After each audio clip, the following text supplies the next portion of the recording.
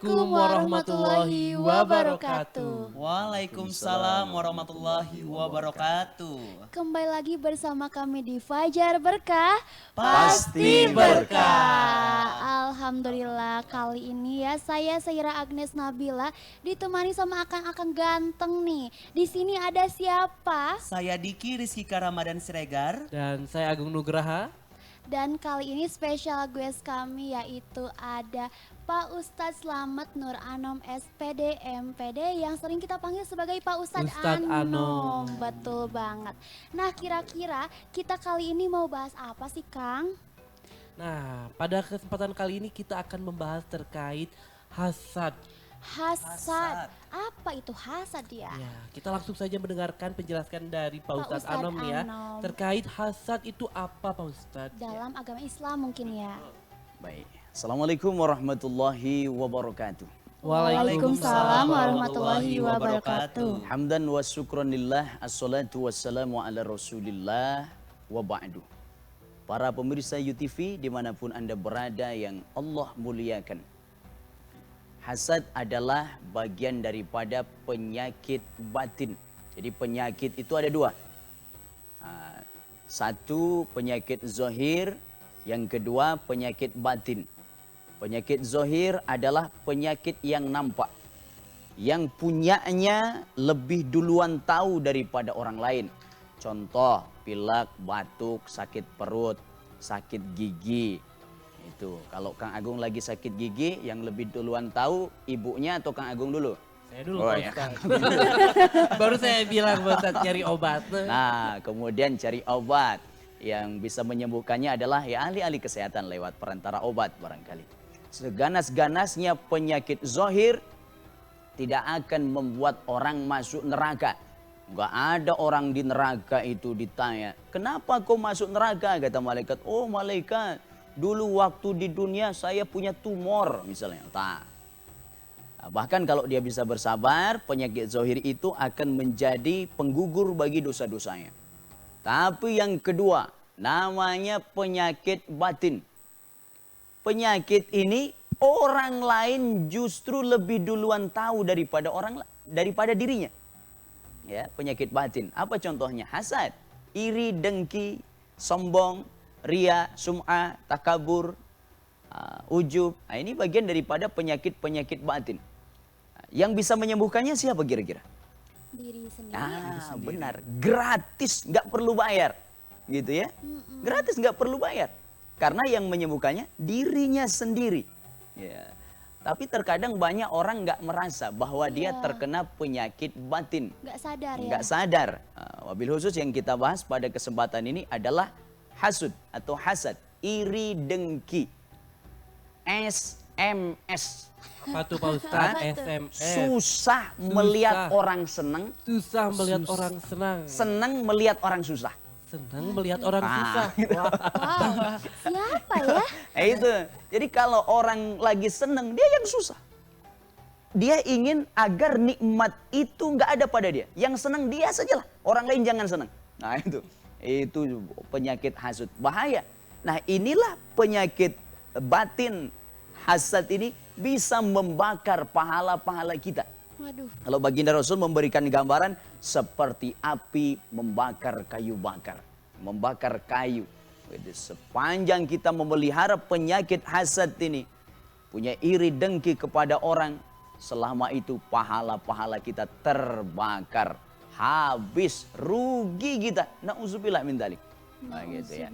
Jadi jangan sampai kita pelihara penyakit ini. Maka penyakit ini yang lebih duluan tahu orang lain. Maka alangkah baiknya kita sering tanya kepada sahabat, kepada soulmate kita. Gitu ya. Barangkali kau temukan sifat tak baik pada diri saya. Itu introspeksi diri kita. Syukur jarang orang yang merasa bahwa dia punya penyakit batin. Tapi alangkah baiknya ketika kita sudah merasa bahwa kita punya penyakit itu. Dan setiap kita berpotensi ya. Setiap kita berpotensi punya penyakit batin ini. Punya penyakit hasad ini. Tinggal bagaimana kita bisa mengendalikannya. Salah satu cara mengendalikannya adalah dengan cara doakan kebaikan orang lain. Misal kita ngewarung.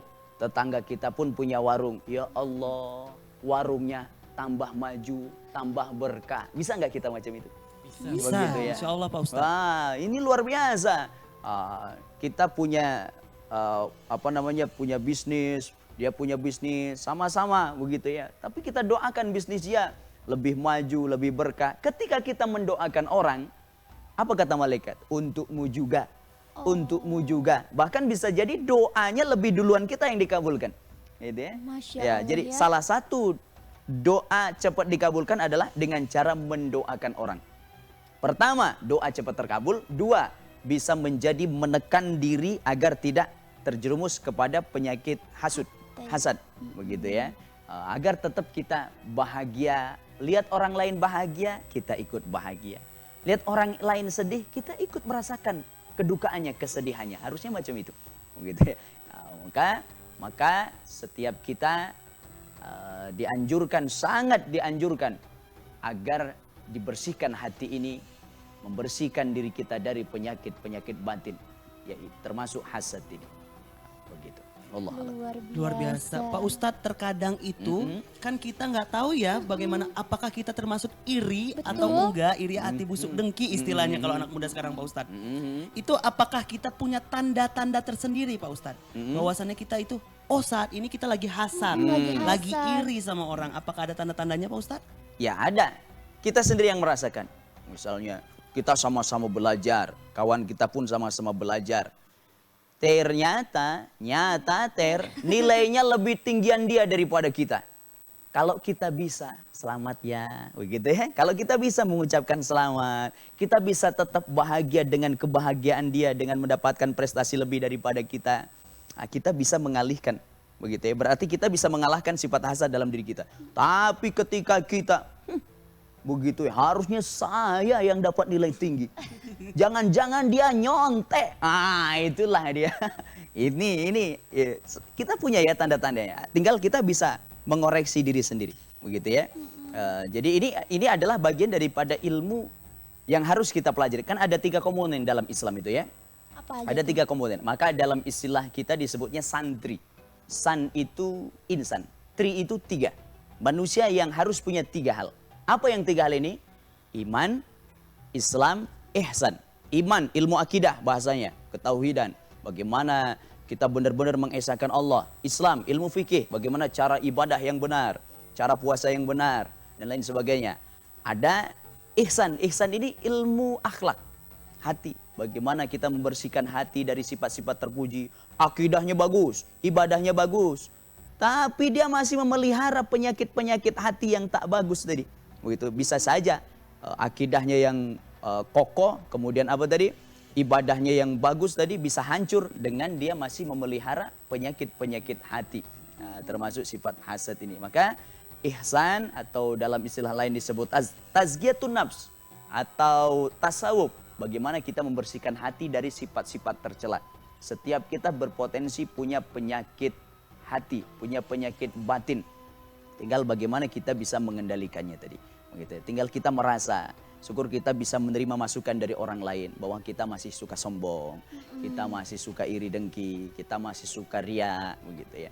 Nah, seringkali yang lebih duluan tahu adalah orang lain. Apalagi kalau kita sudah punya pasangan hidup, kita punya suami, punya istri, alangkah baiknya istri kita, suami kita menjadi tempat kita mengoreksi diri kita. Betul. Begitu ya. Kita minta dinasehatin, tolong nasehatin saya. Kalau ujuk-ujuk orang datang nasehatin kita kan, oh kita ngegebek, ngegebek, kaget. Kita gengsi kan? Kita gengsi kan? Siapa lo? Datang-datang nasihatin saya. Tapi kalau kita merendah, tolong nasihatin saya. Barangkali engkau melihat ada sesuatu yang tak baik pada diri saya. Atau barangkali ada sifat-sifat penyakit batin pada diri saya. Tolong nasihati saya. Oh gitu ya. Ini alangkah baiknya kalau kita sampai bisa seperti itu. Begitu. Wah, ternyata ngeri banget ya penyakit hasad. Nah, kira-kira Pak Ustadz, kenapa sih kita tuh seorang manusia tidak boleh gitu memiliki sikap hasad gitu? Apakah akan berpengaruh ke kehidupan kita apa gimana? Ya sangat berpengaruh.